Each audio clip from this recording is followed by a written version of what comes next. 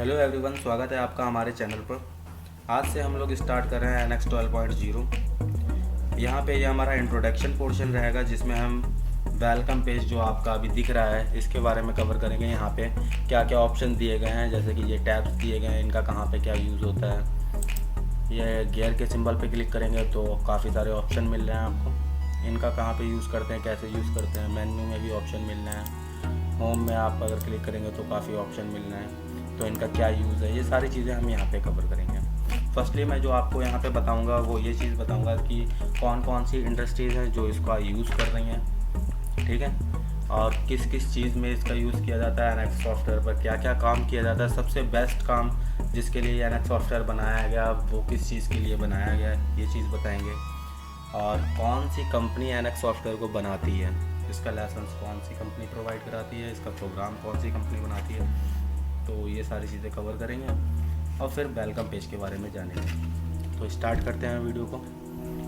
तो फर्स्टली आपको ये बताते हैं कि NX सॉफ्टवेयर पर काम क्या क्या किया जाता है और कौन कौन सी कंपनियां इसको यूज़ कर रही हैं। जैसे कि ऑटोमोबाइल इंडस्ट्रीज़ जो हैं, जो कार की मैन्युफैक्चरिंग करती हैं या कार के पार्ट्स में डील करती हैं, है ना, तो वो सारी कंपनियाँ NX 12 को यूज़ कर रही हैं, ठीक है।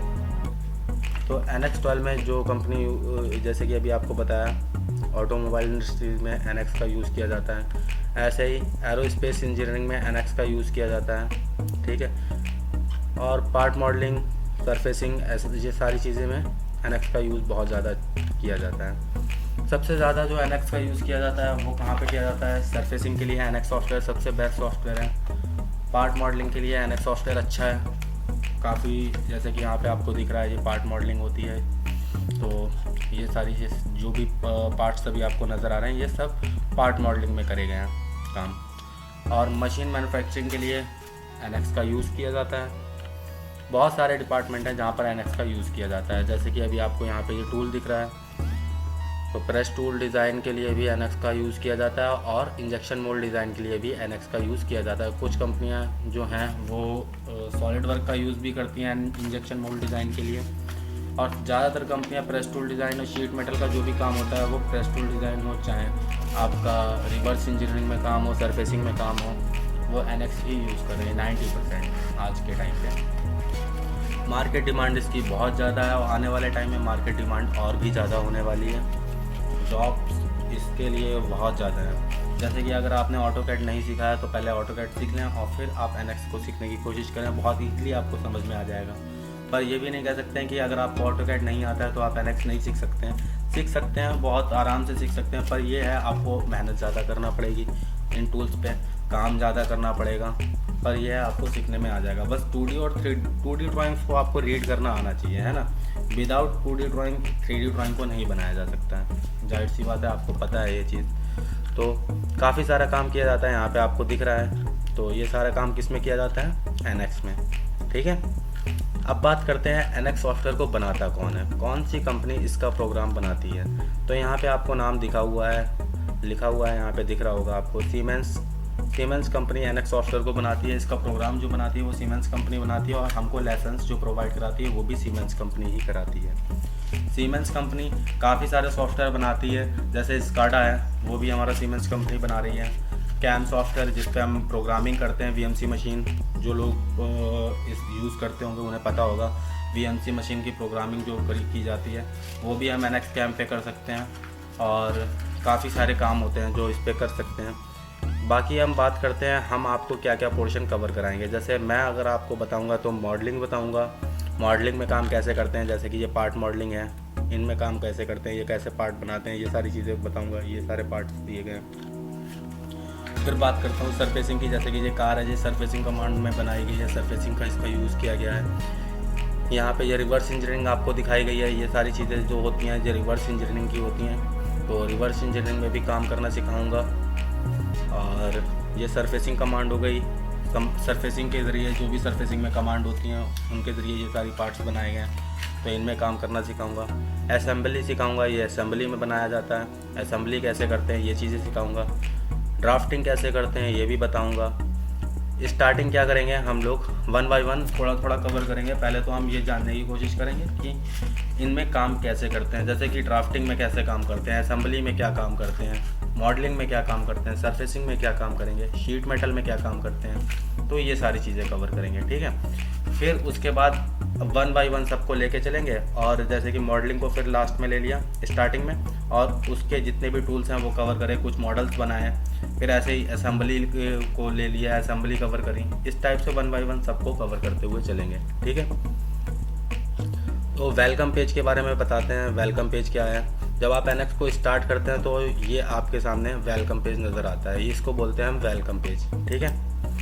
तो वेलकम पेज में क्या क्या चीज़ें मिलती हैं हमको, जैसे कि यहाँ पे न्यू का ऑप्शन मिल रहा है, यहाँ से हम अपनी न्यू फाइल ले सकते हैं, है ना। सभी में ऑप्शन मिलता है, हर एक सॉफ्टवेयर में न्यू और ओपन का। तो ये ओपन का ऑप्शन मिल रहा है, इसमें हम क्या कर सकते हैं, अपनी जो फाइल सेव की है उस फाइल को ओपन कर सकते हैं। यहाँ पे जिस फोल्डर में आपने सेव करी है उस फोल्डर में जाके ओपन कर सकते हैं, है ना। न्यू की शॉर्टकट की क्या है, Ctrl+N। ओपन की क्या है शॉर्टकट की, Ctrl+O। तो यही दो ऑप्शन आपको कई जगह देखने को मिल जाते हैं। जैसे कि आप फाइल पे क्लिक करेंगे तो यहाँ पे न्यू का ऑप्शन मिल रहा है, ओपन का ऑप्शन मिल रहा है, जो ऑप्शन यहाँ पे दिए गए। दूसरा, आप मेन्यू में जाएंगे और फिर फाइल पे क्लिक करेंगे तब भी आपको ये दो ऑप्शन देखने को मिल रहे हैं। होम पर क्लिक करेंगे तब भी आपको ये दो ऑप्शन देखने को मिल रहे हैं, है ना। जब आपने होम पे क्लिक करा तो आपको और भी ऑप्शन नज़र आ रहे हैं न्यू और ओपन के अलावा। तो ये किस चीज़ के लिए हैं, जैसे कि ओपन है रिसेंट पार्ट, तो इस पर जब आप जाएंगे तो आपने रिसेंट में जो भी पार्ट पर काम किया होगा वो सारे आपके पार्ट्स खुल के आ जाएंगे, ठीक है। जैसे कि ये सारे पार्ट्स पे मैंने काम किया है तो ये खुल के आ रहे हैं। इन पर डबल क्लिक करेंगे तो हम इन पे काम कर सकते हैं आगे जो भी आपको करना है, ठीक है। अभी वैसे मुझे कुछ नहीं करना है तो मैं हटा देता हूँ इसको। दूसरा, असेंबली को मैंने जैसे कि स्टार्टिंग में ही बताया, पूरा कवर कराऊंगा असेंबली कैसे करते हैं, तो वहीं पे ही देख लेंगे। टच मोड के बाद में आते हैं, टच मोड के पास में आते हैं। तो टच मोड क्या कहता है, जैसे कि आजकल हमारे पास जो लैपटॉप्स आ रहे हैं वो क्या हुआ, टच स्क्रीन लैपटॉप आ रहे हैं। तो अगर आपका टच स्क्रीन लैपटॉप है तो आप टच स्क्रीन मोड पे करके आप अपने जो टच स्क्रीन लैपटॉप है उसका यूज़ कर सकते हैं, है ना। इस पर देखिए क्लिक करेंगे तो ये आपका टच स्क्रीन लैपटॉप का जो मोड है वो ओपन हो जाएगा। यहाँ से आप इन टूल्स को टच करके भी यूज़ कर सकते हैं। अब हमने अगर टच स्क्रीन लैपटॉप पे आ गए हैं, हमें फिर से उन्हीं डिफ़ॉल्ट करना है, अपने जो पुराना स्क्रीन है उस पर वापस जाना है, तो क्या करना पड़ेगा, यहाँ पे रोल्स का टूल दिया हुआ है और रोल को डिफ़ॉल्ट में कर देना है, ओके कर देना है। यहाँ पे हमारे पुराने टूल्स जैसे थे वैसे ही नज़र आने लगेंगे। फिर इसके बाद जो ऑप्शन आ रहा है विंडोज़ का, विंडो में आपको जैसे विंडो लेआउट यहाँ पे ये सारे नज़र आ रहे हैं। इनको मैं व्यू में कवर करवाऊंगा डिटेल में, पर यहाँ पे आपको मोटा मोटा बता देता हूँ। जैसे कि आप अपने फ़ोन को यूज़ कर रहे हैं तो आप ऑप्शन आने लगे हैं, आप जैसे फेसबुक और व्हाट्सअप दोनों को एक ही जगह पर एक ही बार में यूज़ करना चाहते हैं, तो इस टाइप से आप ऊपर वाले पोर्शन में फेसबुक चाहे या व्हाट्सअप यूज़ कर लें और नीचे वाले पोर्शन में दूसरा एप्लीकेशन यूज़ कर लें। तो इस तरीके से आप एक ही फ़ोन में एक ही डिस्प्ले पर दो ऑप्शन को एक साथ यूज़ कर सकते हैं ना। तो वैसे ही यहाँ पर भी ये ऑप्शन दिए गए हैं। आप अपने 6-7 पार्ट हैं तो उन सबको एक साथ आप काम कर सकते हो, एक ही साथ डिस्प्ले पर लेकर वन बाय वन सबकी अलग अलग डिस्प्ले नज़र आने लगेगी। यहाँ पे जैसे कि ये बॉक्स दिख रहे हैं, अलग अलग पार्ट्स हर डिस्प्ले में नज़र आएंगे। आप उन टूल्स का यूज़ करके हर एक पार्ट को अपना उसी टाइम काम कर सकते हो, है ना। दिखाऊंगा उसमें अच्छे से समझ में आ जाएगा, कोई टेंशन वाली बात नहीं है, पूरा डिटेल में कवर कराऊंगा यहाँ पे, ठीक है। हेल्प के पास आते हैं। हेल्प में क्या चीज़ें मिलती हैं हमें, जब हम इसके लाइसेंस यूज़र होते हैं, जो अगर आप इसका लाइसेंस यूज़ कर रहे हो, लाइसेंस यूज़र हो, तो आप हेल्प पे क्लिक करके अगर आपको कोई भी टूल्स अगर आप उसका यूज़ नहीं कर पा रहे हैं तो हेल्प पे क्लिक करके आप अपनी हेल्प इस सॉफ्टवेयर की ले सकते हैं, है ना। और उस पर जो भी चीज़ नहीं यूज़ कर पा रहे हैं तो आप वहाँ पे मेंशन कर दें तो उसका सल्यूशन आपको ये बताएगा, ठीक है। इस हेल्प का यहाँ पे भी देखिए दिया गया है, यहाँ पे भी आपको हेल्प का यूज़ करने के लिए दिया है। इसकी शॉर्टकट क्या है F1। तो यहाँ से भी आप क्लिक करके हेल्प का यूज़ कर सकते हैं अगर आप लाइसेंस यूज़र हैं तो। जैसे कि अभी ये खुल के आ रहा है, तो मैं लाइसेंस यूज़र नहीं हूँ तो मैं इंटरनेट को ऑफ़ करके रखता हूँ, तो हम इसकी हेल्प नहीं ले सकते हैं। क्लियर है। अब बात करते हैं यहाँ पे मेन्यू के बारे में। जैसे कि अभी ये सारे टूल्स तो कवर हो गए, पहले बात कर लेते हैं इंजीनियरिंग डाई विज़ार्ड के बारे में। जब आप इंजीनियरिंग डाई विज़ार्ड पे जाओगे तो आपको जैसे कि मैंने बताया इस पर जो शीट मेटल के टूल्स होते हैं और इंजेक्शन मोल्डिंग के टूल्स होते हैं तो उनको भी डिज़ाइन किया जाता है। तो उनको जब हम डिज़ाइन करते हैं तो हमें इन टूल्स का यूज़ करना पड़ता है। जब हम प्रेस टूल डिज़ाइनिंग सिखाएंगे तो इन टूल्स के बारे में भी बताएंगे कि इनका टूल्स का यूज़ कैसे किया जा सकता है ना। फिर आते हैं टूल्स। यहाँ पे रिकॉर्डिंग का ऑप्शन दिया गया है स्क्रीन को रिकॉर्ड करने के लिए। फाइल के आपको पता ही है, न्यू, ओपन, क्लोज कर देंगे, अपनी फ़ाइल को क्लोज हो जाएगी। इंपोर्ट कर सकते हैं, एक्सपोर्ट कर सकते हैं, हेल्प ले सकते हैं, एग्जिट कर सकते हैं। क्लियर है। बाकी मेन्यू के बारे में जैसा कि अभी आपको फाइल में जाके बताया, व्यू में जाके आप यहाँ पे फुल स्क्रीन का ऑप्शन मिल रहा है। आल्ट इंटर इसकी शॉर्टकट की है, आल्ट प्लस इंटर। तो आप इस पर क्लिक करके आप फुल स्क्रीन भी कर सकते हैं। जो भी जितने भी टूल्स दिख रहे हैं ये फुल स्क्रीन पे हो जाएंगे। ठीक है। अगर आपको चाहते हो फिर से डिफ़ॉल्ट में लाना, पहले तो मैं इसे डिफ़ॉल्ट कर देता हूँ यहाँ से। ओके, जो हमारा डिफ़ॉल्ट में हो गया।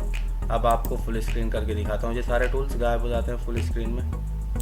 फुल स्क्रीन सारे टूल्स हट गए, गायब हो गए, हाइड हो गए। तो ये फुल स्क्रीन का ऑप्शन काफ़ी जगह हमें दिया हुआ है, जैसे कि ये दिया है। अगर हमें यहाँ पे अपने टैब्स फिर से लाना है तो यहाँ पे क्लिक करेंगे तो हमारे सारे टैब्स फिर से ओपन हो जाएंगे। फुल स्क्रीन का ऑप्शन यहाँ पे भी दिया गया है, यहाँ पे भी दिया गया है। और फुल स्क्रीन का ऑप्शन जैसा क्लिक करके मेन्यू में क्लिक करके व्यू में जाके आपको फुल स्क्रीन का ऑप्शन दिया गया है ना। तो ये सारे ऑप्शन इस तरीके से यूज़ कर सकते हैं। दूसरा, ये गियर का सिंबल दिख रहा है आपको, इस पर जब आप क्लिक करेंगे तो आपको ये 5-6 ऑप्शन नज़र आएंगे। इनका क्या यूज़ है, जैसे कि अभी आपको ये वाली डिस्प्ले दिख रही है, तो अगर आप पिन को ऑफ़ कर देंगे, पिन ओपन को इसको मैंने ऑफ़ कर दिया तो ये डिस्प्ले नज़र आना बंद हो जाएगी। अभी देखिए हो गया। तो अगर आपको इसको डिस्प्ले नज़र नहीं आ रही है तो आप यहाँ से पिन ओपन को ऑन कर सकते हैं, तो ये डिस्प्ले आपको नज़र आने लगेगी। इसका बहुत ज़्यादा यूज़ है डिस्प्ले का। जैसे जैसे आप पार्ट मॉडलिंग में काम करेंगे, असेंबली करेंगे, तो आपको पता चल जाएगा इसका क्या यूज़ है। एडिटिंग वगैरह कर सकते हैं, हिस्ट्री चेक कर सकते हैं, हल्के हल्के आपको हर एक चीज़ पता चल जाएगी। क्लियर है। दूसरा, अब हम बात करते हैं इसके बाद मैक्सिमाइज टैब के बारे में। मैक्सिमाइज टैब क्या है, ये जो स्क्रीन है आपका पूरा यह मैक्सिमाइज़ हो जाता है, मतलब यहाँ पे पूरा फुल स्क्रीन में कन्वर्ट हो जाता है। जैसे कि फिर से आपको मैक्सिमाइज़ करके दिखाते हैं। F11 इसकी शॉर्टकट की है। ये अब मैक्सिमाइज़ हो गया, पूरी स्क्रीन पे नज़र आ गया। अब मुझे क्योंकि इस पर काम भी करना होता है, स्क्रीन पे पेज भी चाहिए, तो अगर ये फुल स्क्रीन कर देंगे तो कैसे काम करेंगे, तो इसे मिनिमाइज़ कर लेते हैं। यहाँ पे क्लिक करके मिनिमाइज़ हो जाएगा। क्लियर है। अब बात करते हैं हम, ये नीचे के 2 ऑप्शन दिए गए हैं, display on left, display on right. Display on left, अभी हमारी डिस्प्ले लेफ़्ट में है ये, यहाँ पे फाइल टैब वगैरह। तो डिस्प्ले ऑन राइट, यहाँ पे अगर लाना चाहते हैं राइट में तो राइट में भी ला सकते हैं। इस पर क्लिक कर दें, राइट में चली जाएगी। क्लियर है। अगर आपको लेफ़्ट में रखना है तो आप यहाँ से लेफ़्ट में क्लिक कर दें, लेफ़्ट में आ गई आपकी। तो इसका ये यूज़ है। ये आप इन जो चीज़ें ये नीचे दिए गए हैं इनको बोलते हैं टैब्स। ठीक है। तो जैसे लाइब्रेरी टैब, और ये काफ़ी सारे दिए हैं, view manager tab, web browser, HD 3D tools और वेब ब्राउज़र, हिस्ट्री, रूल्स और मैन्युफैक्चरिंग मशीन सैम्पल्स। जैसा कि अभी आपको बताया था, मैं जो मशीन की मैन्युफैक्चरिंग के लिए कंपनियां इसको डिज़ाइनिंग में यूज़ करती हैं सॉफ्टवेयर को, तो यहाँ पे सैम्पल भी दिए गए हैं। ठीक है। तो ये सारे टैब्स को अगर आप ऑफ़ करना चाहते हैं, यहाँ से जितने टैब्स आप सिलेक्ट करके रखेंगे वो सारे ऑन होंगे। जैसे कि अभी आपको बताया था, लाइब्रेरी हमारी ऑन थी, लाइब्रेरी दिख रही थी। व्यू मैनेजर ऑन था, व्यू मैनेजर दिख रहा था। HD 3D टूल्स ऑन थे, ये भी दिख रहे थे। वेब ब्राउज़र ऑन था, वेब ब्राउज़र दिख रहा था। हिस्ट्री ये हमारी रही, रूल्स हमारे ये रहे हैं, मैन्युफैक्चरिंग मशीन सैम्पल्स हमारे ये रहे। अगर हम इसको मैन्युफैक्चरिंग मशीन सैम्पल्स को ऑफ़ कर देते हैं, देखिए मैं यहाँ पे ऑफ़ करूँगा तो ये गायब हो जाएगा, हाइड हो जाएगा। हो गया। तो यहाँ से आप जितने सेलेक्ट करके रखेंगे वो सारे शो होंगे टैब में, जितने सेलेक्ट करके नहीं रखेंगे वो सारे हाइड रहेंगे। क्लियर है। अब आपको बात बताते हैं लाइब्रेरी की। लाइब्रेरी यहाँ से हम अपनी खुद की लाइब्रेरी भी बना सकते हैं। इसके बारे में डिटेल में हम पूरी एक एक चीज़ बताएंगे आगे चलकर। ठीक है। यहाँ से आप व्यूज़ वगैरह देख सकते हैं। और ये हमारा HD 3D टूल्स है, इसका यूज़ ज़्यादा खास होता नहीं है, पर जहाँ पे होगा तो हम इसके बारे में बताएंगे आपको। ठीक है। और वेब ब्राउज़र, अगर आप लाइसेंस यूज़र हैं तो आपको इसको भी यूज़ कर सकते हैं। वेब ब्राउज़र को इंटरनेट ऑन रखना पड़ता है क्योंकि ना, और अगर आप इंटरनेट नहीं ऑन रखना तो वेब ब्राउज़र का यूज़ नहीं कर सकते हैं। इसलिए। फिर हिस्ट्री में आपने जो पार्ट्स अभी बनाए होंगे रिसेंटली में, जो काम किया होगा, ये सारा कब यहाँ पे दिखेगा। जैसे 3 वीक है, वो जो भी आपने 3 वीक पहले काम किया होगा वो सारा यहाँ पे दिख रहा होगा, है ना। मैंने ये सारे काम किए हैं तो ये सारा दिख रहा है यहाँ पे, नॉर्मल है, ठीक है। रूल्स में आपको ये 3 ऑप्शन मिलते हैं, rule default, high definition rules, touch panel और टच टैबलेट। रूल डिफ़ॉल्ट जैसे कि अभी आपको दिख रहा है ये डिफ़ॉल्ट में है।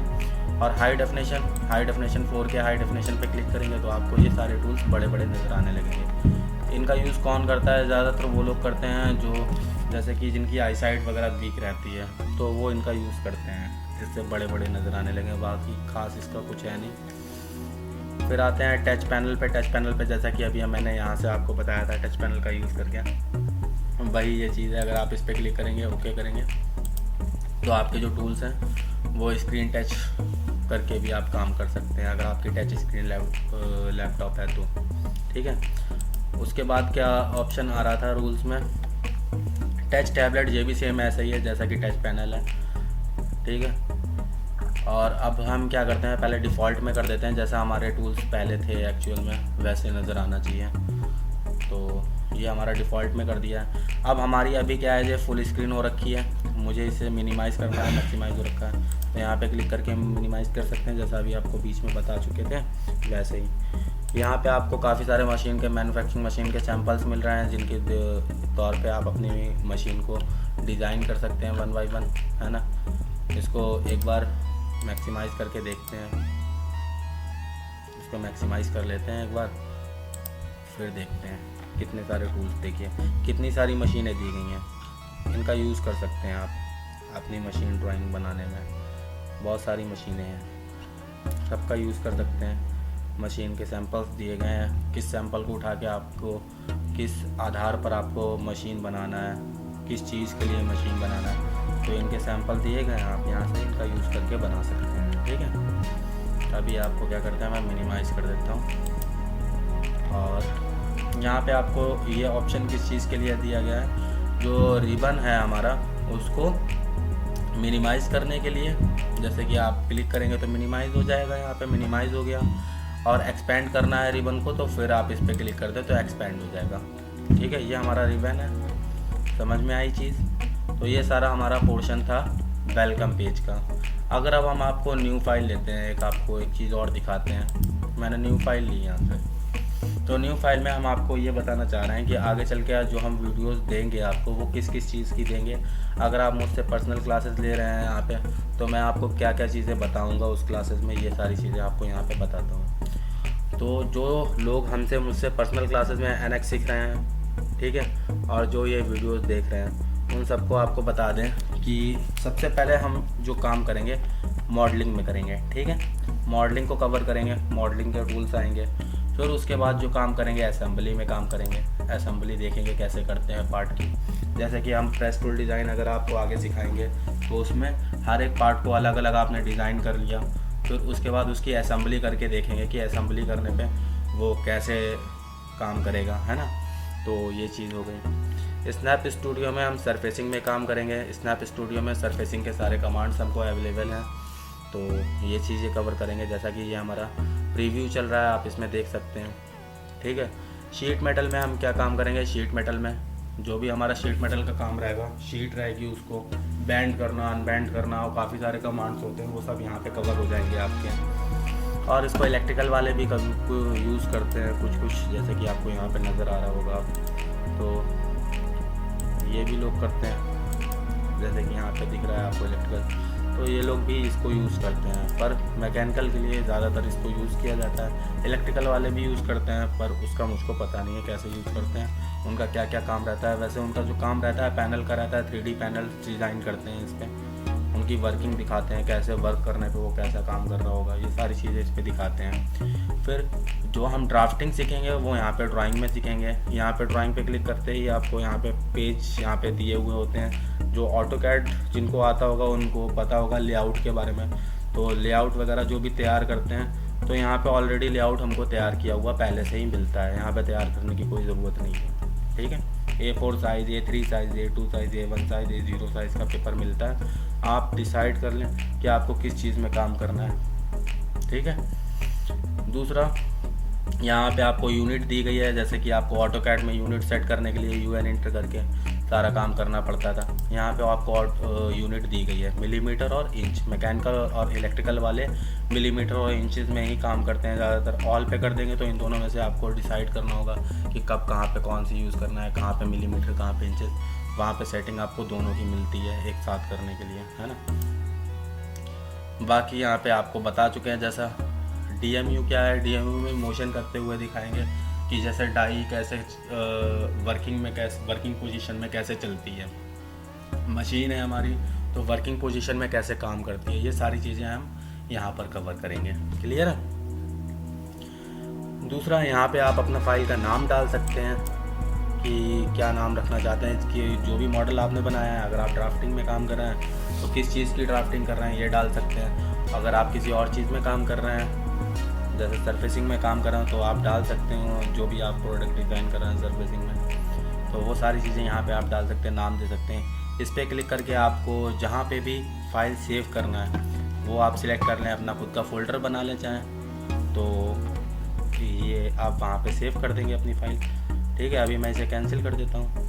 अच्छा, इंटरव्यू में ये क्वेश्चन एक पूछा भी जाता है कि इसकी बाय डिफ़ॉल्ट फाइल कहाँ पे सेव होती है, तो इसको आप एक नोट करके रख लें और पहले खुद से जानने की कोशिश करें। अगर नहीं मिल पाया लास्ट में तो मैं बता दूंगा किसी न किसी वीडियोस में।